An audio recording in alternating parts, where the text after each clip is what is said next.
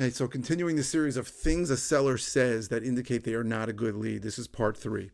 So after we ask about time and we ask about why, when they want to sell and why they want to sell, we move on to condition. That's an important part. So the way we ask about condition is, I used to ask, tell me about the house. People would drone on for 45 minutes.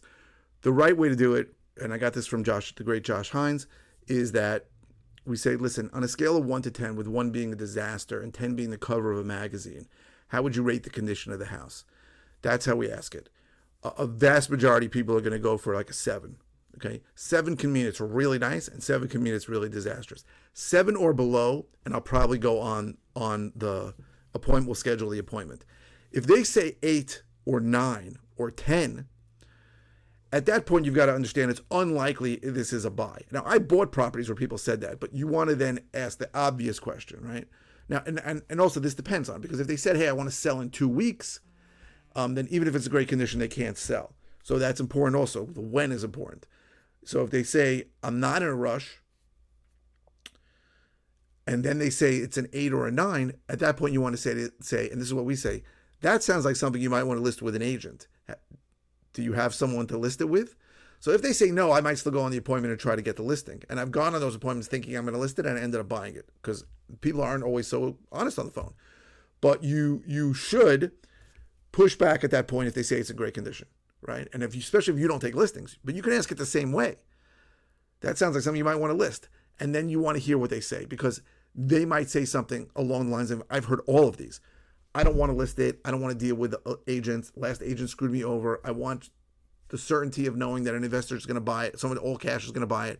Last person I tried to sell to, the mortgage, the financing fell through. But you want to hear that. That's really important what they say after that. But if it's a 7 or below, I'm going to assume it's probably not in the best condition. People, like I said, I've seen people rate things a 7, and it's been a horror show. And I've seen people rate things 7, and it's like, this is really, really good, right? Maybe it's a little old, but it's in good shape. So 7 or below is good. 8, 9, or 10, then you want to push back. Now, if someone's not giving you the right answer, so they say, I'm in no rush, it's a 9 out of 10, I want to sell because it's important, and then you say, why don't you list? And they say, I just don't want to list. You have to decide whether that's a good lead or not, because they're not telling you everything. Now, you may get more if you go on a live appointment, or you may get more by digging, but things have to make sense, right? So if someone's telling me that it's in great condition and they're in no rush, it doesn't make sense to me why they wouldn't want to list it. So I might push back again. Why wouldn't you just want to list it, and make the most money from it? And I might push on the 3 sentences, which are, we're investors. We have to buy properties at a discount to make a profit. Are you sure we're a good fit?